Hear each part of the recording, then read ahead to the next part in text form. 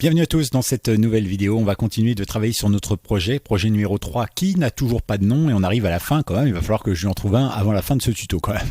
En tout cas, eh bien, nous avons travaillé sur tout ça. Donc, qu'est-ce que c'est? C'est un projet qui permet de travailler avec l'API REST de WordPress, autrement dit pour éditer directement sur votre WordPress, Joomla ou bien Wix par exemple, sans pour autant passer par l'interface graphique, parce que vous savez comme moi que quand vous arrivez sur une interface graphique, notamment celle de WordPress, eh bien, vous devez à chaque fois choisir un bloc pour mettre un paragraphe, choisir un bloc pour mettre un titre, choisir comment on insère une image, etc. Et c'est vrai que pour ceux qui ne sont pas habitués à l'informatique, eh bien ça peut être une véritable galère parce que ça rebute un peu les gens, comme pour moi par exemple, pour tout ce qui est administration. Ça me met les nerfs en plot, je suis stressé avant même de faire quelque chose. Et puis ensuite, eh bien vous savez que pour que ce soit efficace, bien référencé, SEO, etc., vous devez bien sûr renseigner des catégories, vous devez aussi renseigner des mots-clés et vous devez renseigner une image de mise en avant avec tous les tags de la mise en avant, plus un petit extrait, etc. Donc voilà, c'est très facile d'oublier quelque chose parce que dans le milieu de l'entreprise ou d'une radio ou n'importe quoi, vous êtes souvent dérangé par des gens. Et donc c'est pour ça qu'avec cette petite interface que l'on crée nous-mêmes, qui fonctionne à la fois sur Mac, sur Linux et sur Windows, on est tranquille puisqu'effectivement ici on a tout à portée de main et on voit tout, effectivement, si on a publié une image ou pas, d'accord, si on a par exemple rajouté des tags ou pas, d'accord, on voit tout de suite, et si on a écrit notre article, si on l'a mis en forme ou pas. Je vous rappelle également que quand vous validez ici, ça transforme tout ça en HTML, qui est donc le langage que va comprendre WordPress, et ça va permettre tout simplement d'avoir exactement ici ce que vous aurez sur Internet, ou plutôt l'inverse. Tout ce que vous aurez sur Internet, c'est exactement comme vous l'aurez défini ici. Donc la dernière fois, dans les vidéos précédentes, plutôt, on a vu comment ça fonctionnait directement avec la console, c'est-à-dire avec ici... voilà comment ça fonctionnait un petit peu en interne. Et là, c'est vrai que la dernière vidéo, on s'est occupé de tout ça dans la partie graphique. D'accord. Là, aujourd'hui, on va s'intéresser à tout ça dans cette partie. D'accord. On va créer un titre. Ici, on va créer aussi un corps de texte. Et puis, bien évidemment, on va s'intéresser à nos trois petits boutons qui sont là. Comment est-ce qu'on fait pour que on définisse un titre, etc. et que lui sache que c'est un titre. D'accord. Donc, voilà, on va découvrir tout ça dans cette vidéo. Je vous invite à vous abonner, bien sûr. Je vous invite à vous abonner maintenant et à regarder toutes les vidéos précédentes. Et puis si jamais vous n'avez pas encore vu les vidéos précédentes, à les regarder parce que c'est important. Et puis je vous invite également à prendre le temps, voilà, d'essayer aussi vous-même en même temps que ce tuto, quitte à mettre en pause, à retourner, à regarder, etc. D'accord. Et puis comme ça, vous pourrez coder ce programme en même temps que nous, tout simplement. Ok, donc la première chose qu'on va faire ici, on va mettre texte et titre, d'accord. On aurait pu mettre l'inverse, mais c'est pareil. Donc le titre, ça va être une entrée, d'accord. Ici, article. Notre entrée sera article-titre, pardon. Donc on va le mettre un peu comme ça. Alors moi, je vous sais que j'aime bien donner des noms très explicites, même si parfois c'est un petit peu long. C'est pas grave. Là, c'est un tuto, évidemment. Ici, donc, ce sera du Tekinter. Voilà, ce sera une entry, tout simplement. Et ici, on va le mettre dans fenêtre. Voilà. Et ici, on va lui paramétrer une font, donc une taille d'écriture, parce que c'est quand même beaucoup plus sympa quand c'est en titre d'avoir quelque chose d'un peu plus gros. Donc on va le mettre par exemple en Arial. Je ne sais pas, moi on va le mettre en 14, c'est pas mal. Ouais, ça ferait un peu gros. Et on va le mettre en gras. D'accord. Bold. Ok, très bien. Je vous explique pourquoi. Parce qu'en fait, quand vous êtes là, on va d'abord le paquer, sinon on va l'oublier ici. Donc ici, on va mettre texte et titre, d'accord, ici point pack, et on va lui mettre un paddy ici de, on va dire 15 pour avoir une différence entre l'élément du haut et l'élément du bas, avec celui-ci au milieu qui aura une petite marge de 15, d'accord. Donc tout simplement ici, quand on retourne sur notre projet d'origine, alors pour l'instant il n'est absolument pas customisé, mais on a bien notre entry qui apparaît ici. Alors c'est vrai que en fait, si on a une entry qui apparaît avec un texte comme ça pour le titre, ça va pas nous donner envie, d'accord. Alors que si on a tout de suite quelque chose de plus gros, ça fait plus titre, d'accord. N'oubliez pas non plus que pour le HTML et tout ça, en général pour le référencement, le titre étant H1, d'accord. Donc c'est vrai que naturellement on est habitué à avoir des gros titres. Ok, donc c'est pour ça que je me suis dit que ça pouvait être plus sympa d'avoir un titre en 14 plutôt que d'avoir un titre en rien du tout, d'accord. Donc après c'est purement un choix. Je ne sais pas si vous vous souvenez, mais lorsqu'on a créé ceci, d'accord, on a fait ici des scrollbox, d'accord, comme sur le projet numéro 2 en réalité. Et ici, en fait, ça existe aussi, les scrollbox pour le texte. On a déjà vu ça, notamment dans le projet numéro 2 et quand on a fait une vidéo spéciale sur les scrollbox, pardon, c'est-à-dire les scrollbars, pardon, pour pouvoir effectivement naviguer comme ça.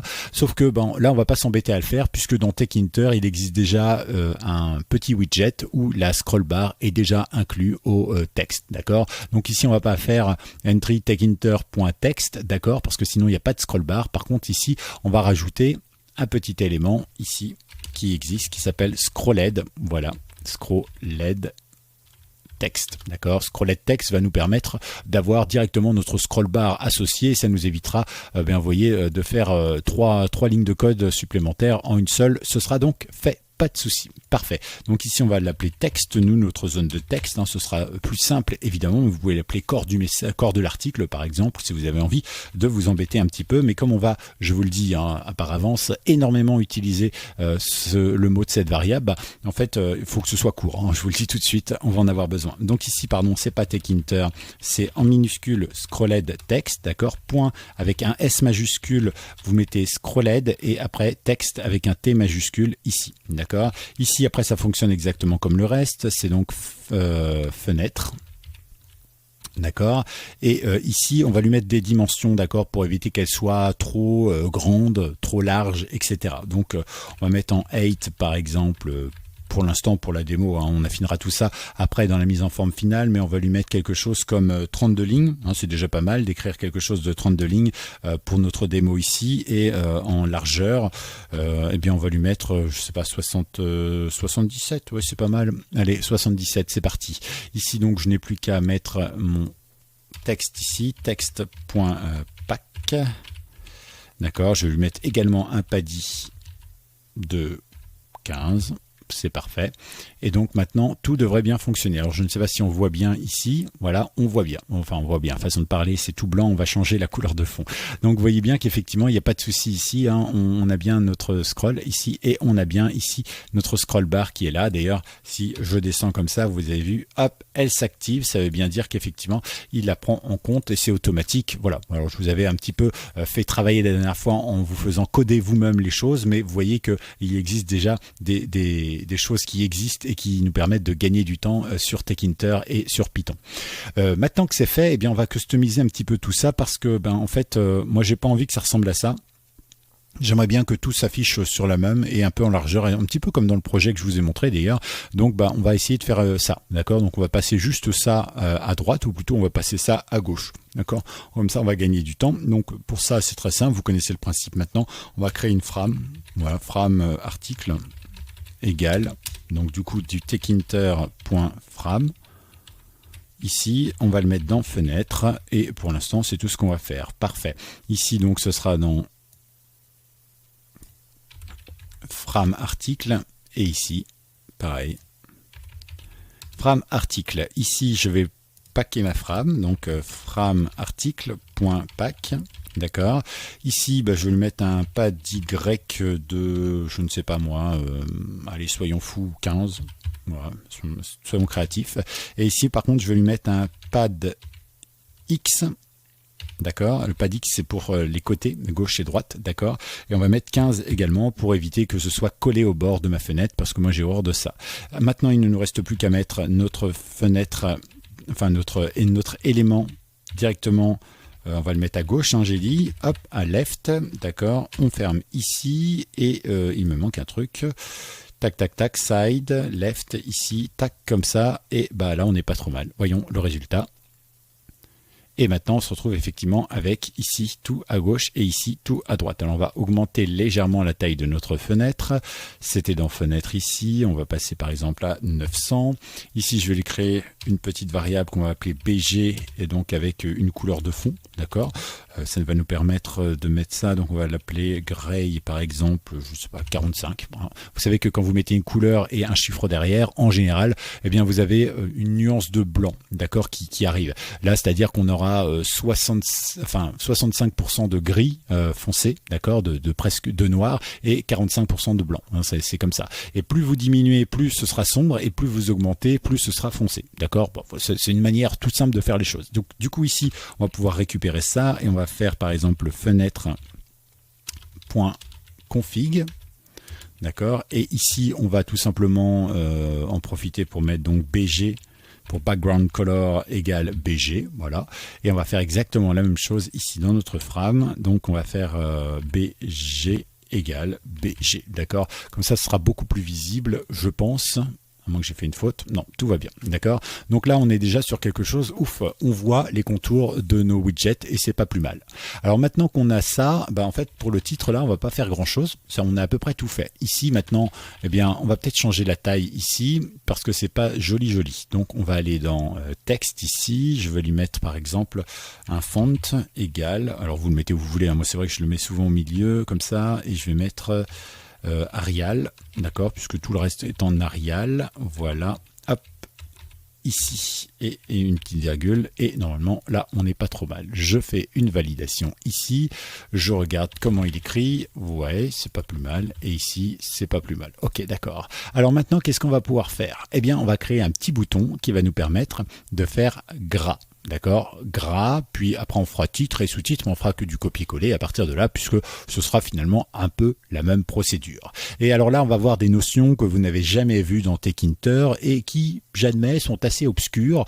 Je vais essayer de vous les expliquer de manière haute et intelligible, ce qui n'est pas gagné parce que moi j'ai bien compris le système, mais c'est vrai que en fait ça fait appel à des choses qui demanderaient peut-être des heures d'explication. Donc on va essayer de faire ça assez rapidement quand même. Donc la première chose qu'on va faire, nous, on va créer un bouton. Alors moi le bouton, je le voudrais par exemple entre le texte et l'intro et le titre, pardon. Donc ici je vais faire un btn underscore gras. On va commencer par le gras par exemple. Donc c'est bien un bouton de Tkinter, point button bien sûr. Parfait, je le mets ici dans frame article, je lui mets un texte et ce texte on va lui dire que c'est tout simplement gras. Voilà, on va le mettre en majuscule, c'est pas mal. Ici je vais lui mettre une fonction, donc commande égale gras, on va l'appeler gras, voilà, soyons clairs. Voilà, hop.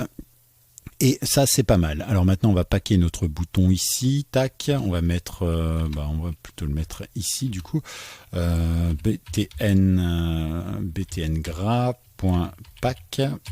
Voilà, et ici par exemple, je vais lui mettre un petit paddy, voilà, un petit paddy avec tout simplement d'un côté au-dessus, donc on va lui mettre au-dessus on va lui mettre 15 par exemple, et non, au-dessus je vais lui mettre 25 par exemple, et en bas je vais lui mettre 15, comme ça effectivement il sera un petit peu plus proche de mon corps plutôt que de mon intro, de mon texte, de mon titre, pardon. Ok, une fois que c'est fait, il ne nous reste plus qu'à faire ceci. Donc on va créer ici une fonction. Donc ici, on va l'ajouter. On va laisser un peu de place. Ici, je vais mettre tout simplement formatage, matage, d'accord, du texte. Parfait, ici on va faire def, gras, ici on va rien mettre pour l'instant, ici on va mettre passe. Alors, maintenant, il va falloir définir certaines choses, d'accord? Donc, on regarde si tout est bien, tout fonctionne, c'est parfait. On a notre bouton qui est là avec rien pour l'instant. Ok, donc maintenant, ce qu'on va faire, c'est qu'il va falloir comprendre comment ça marche. Dans un premier temps, on va avoir un texte, d'accord? Je suis en gras, d'accord? Donc là, on a ça. Nous, ce qu'on veut, c'est pouvoir sélectionner quelque chose et après le mettre en gras. Alors, il faut savoir que là, pour l'instant, on n'est pas en gras. Donc, on va devoir définir d'abord récupérer les informations de notre police d'écriture dans cette text box, d'accord? Donc on va lui dire, tiens, tu recherches comment est l'élément police, l'élément font, donc dans ce widget texte, d'accord? Et après, tu lui rajouteras l'élément gras, d'accord? Exactement comme quand on change le label d'un widget, à partir du moment où quand on change le texte, on peut, en appuyant sur un bouton par exemple, changer le texte d'un widget. Ça, on l'a fait 1000 fois, d'accord? Là, ce sera un petit peu le même principe, c'est-à-dire qu'à chaque fois qu'on va appuyer sur gras, il va prendre la sélection et il va transformer ça en gras, d'accord? Alors ça, c'est la théorie. Après, c'est un petit peu plus complexe. On va passer par des choses que je vais vous expliquer au fur et à mesure, d'accord? Donc, dans un premier temps, on va rajouter ici un petit module qui s'appelle font, d'accord, qui nous permettra en fait de travailler avec le font de Tkinter. Alors bon, ça reviendra à peu près à ça, d'accord, sauf que ce sera là, il est à l'intérieur du widget, sauf que là, on va pouvoir définir un font à l'extérieur des widgets, d'accord? Ça va nous permettre d'éviter d'être dans un entry, dans un bouton, dans n'importe quoi, mais juste comme ça, créer une variable avec la définition d'un font qu'on va pouvoir utiliser plusieurs fois. Je pense que ça nous permettra de gagner du temps, d'accord? Donc nous, ce qu'on va faire ici, on va créer donc notre bouton gras, c'est fait, et on va pouvoir maintenant faire, par exemple, gras font, voilà, vous pouvez l'appeler police si vous voulez, hein, mais font c'est quand même un petit peu plus court. Et ici on va donc mettre font en minuscule, point font en majuscule, enfin avec un F majuscule, décidément. Voilà, et à partir de là, en fait on va mettre exactement la même chose que ce qu'on aurait voulu mettre avant, c'est-à-dire on va mettre la famille d'écriture, par exemple Arial, on peut mettre la taille, par exemple 16 ou 32, on peut mettre savoir si c'est en gras normal ou en gras, on peut mettre également savoir si c'est en roman, donc en droit ou en italique, en couché, on peut mettre un underline, donc voilà, surlignant, etc., etc., etc. Vous voyez, on peut mettre beaucoup de choses, en fait on peut les mettre ici aussi, hein, ça change absolument rien, seulement là on est sorti entre guillemets du widget classique de texte, de boutons, etc. Donc c'est un peu indépendant et ça va nous permettre de faire pas mal de choses. Donc qu'est-ce qu'on va mettre à l'intérieur? Eh bien dans un premier temps, on va récupérer sur quel widget on va travailler. On va travailler sur le widget texte, d'accord? Et ici, on va tout simplement aller chercher l'information de ce qu'il y a déjà dans notre texte, d'accord? Donc pour ça, on va faire texte.cget, d'accord? Et à l'intérieur de ça, on va tout simplement aller chercher l'objet font. Alors ça mérite 2 petites secondes d'explication. Vous savez que quand vous faites get tout court, d'accord, quand vous faites text.get, en gros, il vous récupère ce que vous tapez. D'accord? Si je tape je suis par exemple, et que vous faites ici un get, d'accord, font.get, enfin text.get, il va vous récupérer je suis, d'accord, il va vous récupérer ce qu'il y a à l'intérieur. Si vous faites cget, eh bien en fait il va vous récupérer non pas ce qui est marqué, d'accord, mais en réalité il va vous récupérer les différents éléments que vous avez dans le texte, d'accord. Donc vous allez pouvoir lui dire tiens, nous ici, ok, c'est ça qu'on veut, d'accord, on veut récupérer dans les éléments, dans les paramètres de ton widget, on veut récupérer quelque chose. Et qu'est-ce qu'on veut récupérer? On veut récupérer font, d'accord? Donc à partir de là, on récupère tous les éléments qui sont dans font. Autrement dit, ici dans notre texte, on n'a que Arial. Donc lui, ici, la réponse en fait, c'est Arial, d'accord? Non, mais c'est important de le préciser parce que ça va nous servir évidemment pour plein de choses par la suite. Une fois que c'est fait, eh bien on va pouvoir passer à la suite. Donc maintenant, on va entre guillemets pouvoir lui dire que quand on clique sur la fonction, quand on clique sur le bouton, on veut le transformer en gras, d'accord? Donc dans ce cas-là, ce qu'on va faire, gras font.config,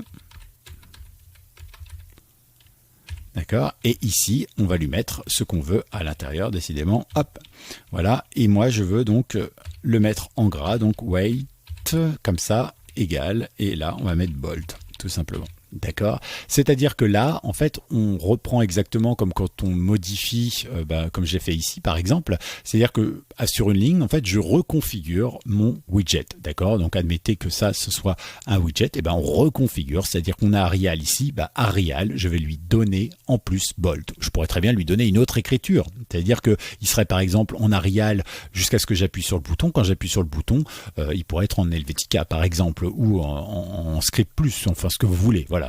Ok, d'accord, donc vous lui donnez des nouveaux arguments. Ok, vous allez stocker ça, ok, et vous allez pouvoir maintenant, créer des informations. Alors, c'est là que ça devient un petit peu compliqué. En réalité, il faut essayer de comprendre comment ça fonctionne. C'est-à-dire que là, par exemple, si je le fais maintenant, il était ouvert, donc ça ne va pas fonctionner. Voilà. Si je le fais maintenant, effectivement, je fais je suis en gras, par exemple. D'accord? Je sélectionne tout ce que j'ai et je veux le mettre en gras. D'accord? Et vous voyez, il ne se passe absolument rien. Pourquoi? Eh bien parce qu'en réalité, lui, il a bien compris que je veux mettre quelque chose en gras, mais il ne sait pas quoi. D'accord? Donc il va falloir déjà définir la sélection. D'accord? Lui dire qu'il faut qu'il prenne la sélection de ce que je veux.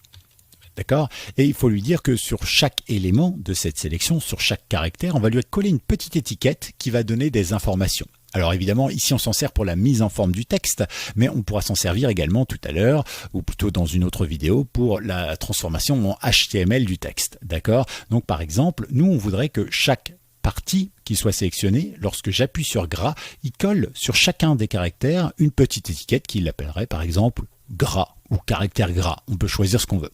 Ça, c'est juste une étiquette. Ça veut dire que ça n'aura aucune influence sur le fait que ce soit en gras ou pas. D'accord? Ce sera une étiquette. Très bien. Et une fois qu'on a créé cette étiquette, on va l'associer à la sélection et on va lui dire, effectivement, là, tu joues et tu nous rajoutes GraFont. D'accord? Et dans ce cas-là, à ce moment-là, il va lui scanner tout ce qui est sélectionné. Il va vérifier que ça comporte bien la petite étiquette gras et tout ce qui est en gras, il va nous le transformer effectivement avec Whitebolt. Le reste, il n'y touchera pas. D'accord? Je pense que j'ai été assez clair. J'espère en tout cas parce que j'admets que c'est assez compliqué. Donc ici, nous, ce qu'on va faire, tout simplement, eh bien, on va dans un premier temps faire ce qu'on appelle un texte.tag underscore config. D'accord, on voit que ça existe ici, on va donc l'utiliser, vous pouvez utiliser configure, ça marchera exactement de la même manière. Et ici, on va tout simplement lui donner un nom. Donc nous, le nom, parce que c'est la tête, on va me l'appeler gras. D'accord, mais vous pouvez l'appeler Dudule si vous avez envie, ça pose aucun problème. Ensuite, on va tout simplement eh bien, lui dire que tout ce qui aura le tag gras, il faut lui associer GraFont. D'accord, donc on va faire tout simplement, à ce moment-là, font égale. Et là, on va marquer GraFont. Ok, ça veut dire que maintenant, on a associé notre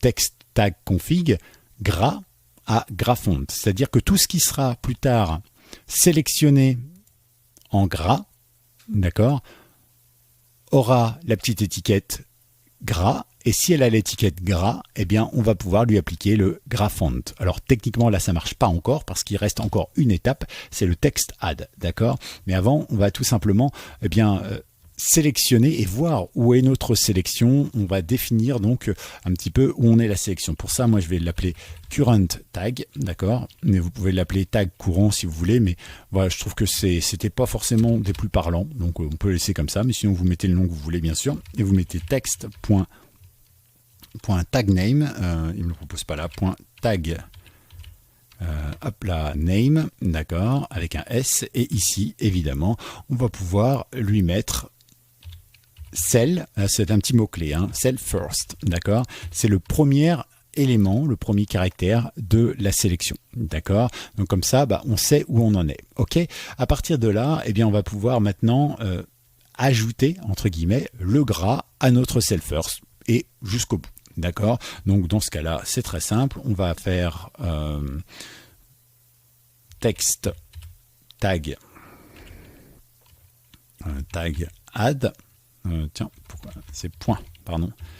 Tag add, voilà. Et ici, ben, on va tout simplement pouvoir lui donner l'information que l'on veut, c'est-à-dire on veut que gras. D'accord, donc si on a gras, eh bien on va pouvoir le transformer maintenant. Où ça? Alors, bien tout simplement depuis le début, cell.first. Où ça? Jusqu'à quand? Eh bien, cell.last. D'accord? Du premier caractère de sélection jusqu'au dernier caractère de sélection. Alors ça, c'est un mot-clé spécial, hein, donc c'est-à-dire que c'est pas moi qui ai défini ceci, sinon j'aurais mis sélection début, mais bon, c'est ça, j'ai pas le choix. Si vous mettez sélection début, ça marche pas, hein. Self.first, c'est un mot-clé tout simplement défini dans Tkinter. Et à partir de là, normalement, eh bien vous avez tout ce qui sera sélectionné qui se transformera en gras, puisqu'ici c'est ce qu'on a décidé, d'accord, mais on aurait très bien pu lui changer la taille du texte ou autre chose, d'accord, donc on va voir un petit peu ce que ça donne. Ici par exemple je vais mettre je suis en gras, d'accord, donc on va sélectionner juste gras et on va mettre gras et on regarde et je suis bien en gras, d'accord. Alors maintenant ce qu'on va vouloir faire, eh bien c'est, parce que ça peut arriver, hein, qu'on n'ait plus envie que ce soit en gras. Si je rappuie dessus, vous voyez, il ne se passe rien. Pourquoi? Parce que je sélectionne, j'appuie sur gras, donc il va mettre toute ma sélection avec le petit tag gras, et du coup, forcément, après, il va le transformer en gras. Là, ce qu'il faut lui dire, c'est que tout simplement, si le tag gras est déjà mis au moment où j'appuie sur le bouton, eh bien dans ce cas-là, il va l'effacer. Si jamais il n'y a pas de tag gras dans ma sélection, eh bien il le rajoute. D'accord? Je pense que c'est assez clair. Donc pour ça, on va mettre tout simplement un elif et un if, pardon. Alors on va pouvoir le faire. Donc if. Donc du coup, notre tag à nous, c'est gras égale in current tags, d'accord, mais ça dépend comment vous l'avez appelé vous, d'accord. C'est-à-dire que si effectivement dans mes tags j'ai déjà gras dans ma sélection, d'accord, et bien dans ce cas-là, on va faire ici, je vais recopier tout ça, hop, et on va faire tout simplement un text.tag remove, normalement il doit être là, remove ici, je colle ici l'information, voilà, ici, hop, et donc en fait on fait exactement la même chose, c'est-à-dire que je remove gras, l'étiquette gras de toute ma sélection, et donc du coup forcément elle ne sera plus en gras, puisque quand il va appeler après le tag config, ça va plus marcher, d'accord. Mais si jamais effectivement je n'ai pas le tag gras, d'accord, si jamais il n'est pas associé à ma sélection, et bien dans ce cas-là je vais pouvoir lui ajouter, et dans ce cas-là, et bien on aura le annulé et le mis en place, et là normalement d'une manière très très simple, on va pouvoir mettre je suis dans gras. D'accord, je sélectionne ici, je mets en gras, d'accord, on est bien en gras, je resélectionne, je fais ça, voilà, et ça marche. Ok, bon, eh ben, désolé, ça a pris un petit peu de temps, mais je pense que c'est important de vous expliquer. Pour la suite, évidemment, on va créer titre et sous-titres de la même manière, et en fait, on va tout simplement recopier ce qui est là pour pouvoir modifier la chose, d'accord. Donc, comment ça marche? Eh ben, on va faire un nouveau bouton ici. Ça c'est le titre, pardon. Donc ici, on va lui mettre le bouton. Ici, je vais lui laisser un petit peu d'espace quand même, histoire qu'on soit bien. Voilà, ici, tac, et une deuxième fois ici. Donc on va mettre titre ici. Titre, d'accord. Et ici, on va mettre sous-titre. Et là aussi, sous-titre. Et ici, donc forcément,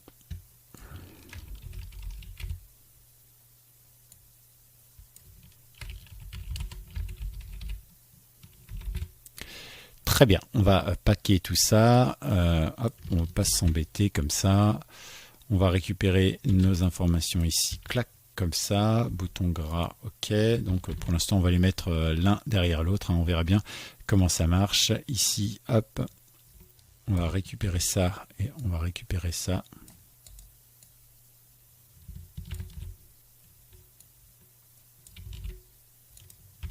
Voilà, je vais peut-être enlever les paddies parce qu'il n'y aura pas besoin pour cela. Comme ça, ils vont être collés les uns derrière les autres. Ok, bah, je pense que ce sera pas trop mal. On vérifie qu'on a tout. Ah oui, j'ai des erreurs puisque forcément, ici, vous voyez, les deux fonctions n'existent pas. Donc, ce qu'on va faire, c'est on va copier ça. Parfait. Je vais coller. Et je vais coller. D'accord. Alors ici, je vais mettre par exemple titre. Et ici, sous-titre. Parfait. À partir de là, moi, tout ce qui est ici, je vais faire fichier, je vais faire remplacer. D'accord.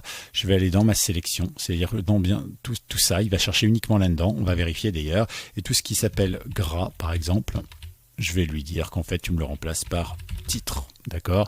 Ici, vous pouvez sélectionner un par un et ici, vous remplacez tout d'un coup. Et voilà, moi, tout est remplacé. Parfait. Et ici, je vais faire exactement la même chose. Voilà, avec ici, dans ma sélection, on va reprendre, hop, ici, la sélection. D'accord, il y en a bien 7. Ici, c'est gras et moi, je veux que ce soit en sous-titre. Très bien, je fais donc tout. Et normalement, ici, on est pas mal. La seule chose qu'on va changer, forcément, c'est ici les informations qu'il nous faut. D'accord. Donc ici, par exemple, on pourrait très bien lui mettre un size 14, d'accord, pour le titre. Donc ici, on est, hop, on va mettre un size pour avoir une écriture un petit peu plus grosse, d'accord, size égale 14, d'accord, et ici on va lui mettre un size égale 12 par exemple, mais après vous choisirez évidemment, hein, c'est purement indicatif entre guillemets, puisque ça c'est pas quelque chose qu'on passera en HTML, la taille, puisque normalement ça sera déjà prévu sur votre template sur votre site internet, d'accord. Donc là voilà, en quelques secondes normalement on a toutes nos informations, on va pouvoir vérifier que ça fonctionne bien. Donc on va faire par exemple ceci est un titre, d'accord, je vais copier ça, parfait, je vais me mettre là. Ici, on va mettre sous-titre pour voir un petit peu si tout fonctionne comme on veut, hein. Et ceci est un gras, est en gras, d'accord. Et ceci est un texte. Voilà, d'accord. Donc le premier, je sélectionne, je mets en titre, d'accord. Donc déjà, il m'a fait quelque chose, c'est pas mal. Je mets maintenant ceci en sous-titre. Donc vous voyez, on a déjà deux tailles différentes, mais après vous choisissez évidemment ce que vous voulez. Le gras ici, il ne doit pas être très différent, hein. Voilà, on ne voit pas vraiment la différence, mais on aurait pu mettre ici 16 par exemple, et puis ici 14. Ça peu importe, et voilà. Donc vous voyez, en quelques minutes on a fait ça, et si je fais ça par exemple et que j'enlève gras, j'enlève, il n'y a pas de souci, d'accord. Donc vous voyez, on a réussi à faire ça en quelques minutes, c'est plutôt agréable et c'est plutôt pratique, d'accord. Donc dernière chose qu'on va faire, comme ça sera fait pour la prochaine fois, on va les mettre les uns à côté des autres. Je pense que ce sera quand même beaucoup plus pratique. Donc on n'a plus besoin de ça, on n'a plus besoin de ça, et on n'a plus besoin de ça non plus. On va se rendre ici, là où il y a nos boutons. Ici, moi, je vais mettre une frame bouton, par exemple, BTN, d'accord. Et ici, on va mettre quoi? Je vais mettre frame formatage plutôt. Formatage. Parce que des frames boutons, peut-être que j'en ai une autre, je ne sais pas trop. Ici, on va le mettre dans Tekinter, d'accord. Ici, point frame, bien sûr. Ici, évidemment, je vais lui mettre que c'est dans fenêtre. Ici, je vais lui mettre BG égale BG. Très bien. Une fois que c'est fait, il n'y a pas de souci. Ici, bouton gras, c'est plus dans frame article du coup. Ah oui, du coup, ici, c'est pas fenêtre, c'est frame article. Parfait. Et ici, donc, ce sera frame formatage.